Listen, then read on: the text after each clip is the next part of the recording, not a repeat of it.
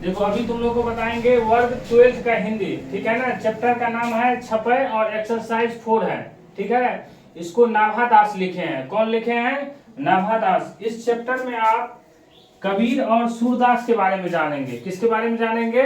कबीर और सूरदास के बारे में इस चैप्टर में आपको बताएंगे, और उसके द्वारा बताए गए दोहे के बारे में भी आप लोग को बताएंगे। देखिए कबीर अपने जगह महान है और सूरदास भी अपने जगह महान है, ठीक है। थोड़ा सा मैं चर्चा कर देता हूं कबीर और सूरदास के बारे में। कबीर जो थे, कबीर कहते थे कि जाति प्रथा का उसने खंडन किया, जाति प्रथा का उसने विरोध किया, ठीक है ना। उसने मूर्ति पूजा का भी खंडन किया, ठीक है। उसने चंदन टीका को भी बेकार बताया, ठीक है। अभी हम अब कबीर के इसके बारे में बताएंगे, क्या कहते हैं, कौन थे? सूरदास के बारे में, ठीक है। सूरदास जो थे ना, वो सूरदास श्री कृष्ण भगवान के बहुत बड़े भक्त थे। और सूरदास के बारे में एक ये भी धारणा है कि सूरदास अपने दोनों आंख को फोड़ लिए, और वो इस कारण से फोड़ लिए थे कि कहते थे कि हमें श्री कृष्ण भगवान से प्यार है और हम श्री कृष्ण भगवान के सिवा और किसी को देख नहीं सकते हैं, जिस कारण से वो अपने दोनों आंख को खुद से फोड़ लिए थे। ये वैसी धारणा है, ठीक है। आप चलते हैं क्वेश्चन पे। देखिए नाभा दास ने छपय में कबीर की किन विशेषताओं का उल्लेख किया है? आपको यहाँ पे कबीर की विशेषता को बताना है, ठीक है।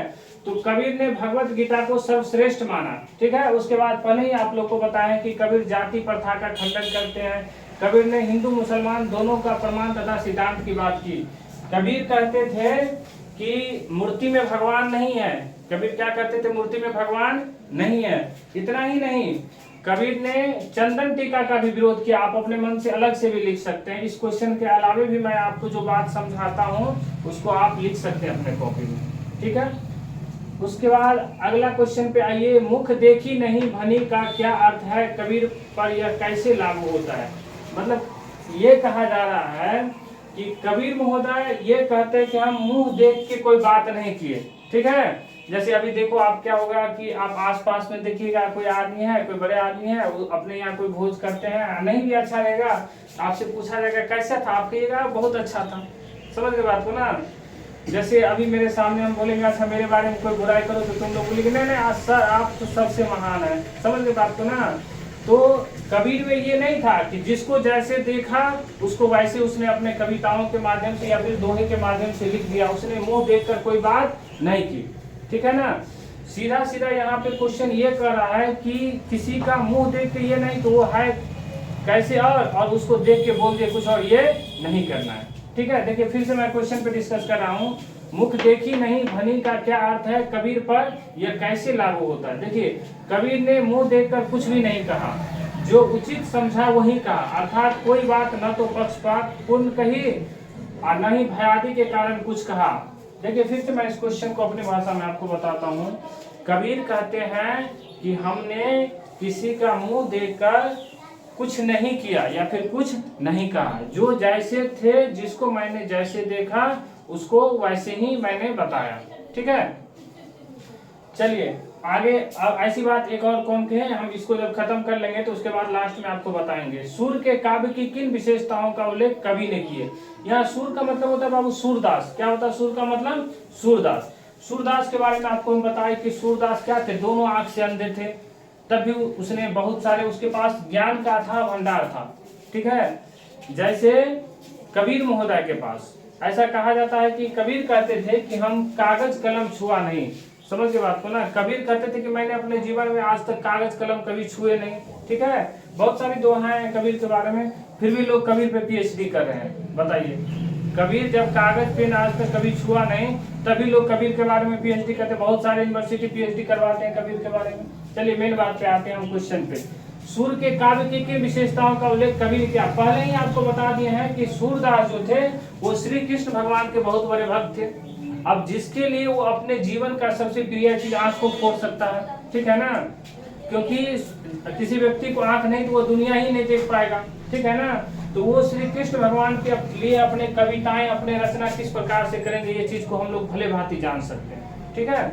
एक बार फिर से मैं इसको डिस्कस करता हूँ। सूर के काव्य की किन विशेषताओं का उल्लेख कवि ने किया? लिखिएगा, सूरदास के काव्य के अनेक विशेषताओं का उल्लेख किया है।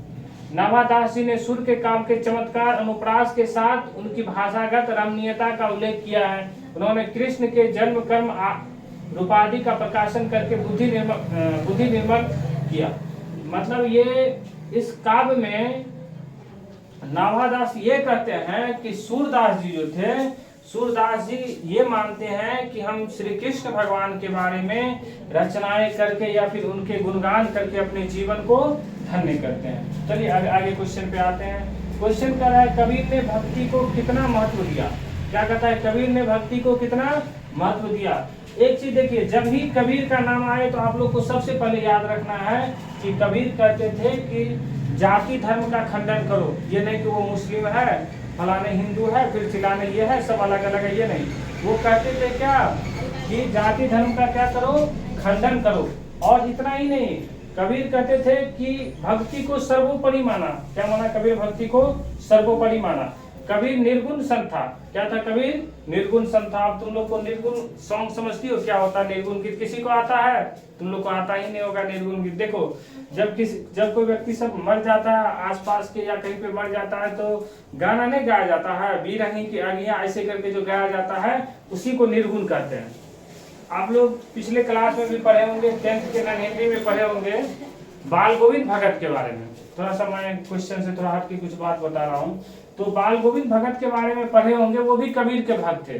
और जब उसके बेटे की मृत्यु हो जाता है तो वो क्या करते हैं कि निर्गुण बजा देते हैं और सबको कहते हैं क्या कि हंसो। समझ गए?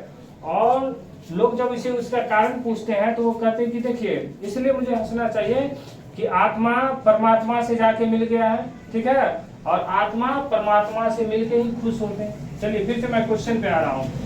कबीर ने भक्ति को कितना महत्व दिया? तो लिखिएगा, कबीर एक निर्गुण संत था, पर भक्ति और प्रेम का पुजारी था।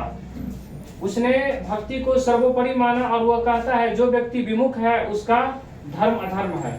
देखो, कबीर एक निर्गुण संत था, ठीक है ना, वो भक्ति और प्रेम और पुजारी सारा का महत्व दिया, ठीक है ना। कबीर ने भक्ति का भी महत्व दिया, पुजारी का भी महत्व दिया, लेकिन उसने क्या किया, अपना एक अलग तरीका बनाया। समझ रहे बात को ना? कह रहे थे कि मूर्ति के सामने जाके 1 घंटा से हनुमान चालीसा 200 बार पढ़ते हैं, इससे क्या होगा? कुछ नहीं होगा, ठीक है ना। और उसने ये भी कहा कि अगर पत्थर पूजने से भगवान मिलेगा तो मैं पहाड़ को ही जाके पूजा करूंगा। समझ गए बात को ना? चलिए ये चैप्टर खत्म होगा।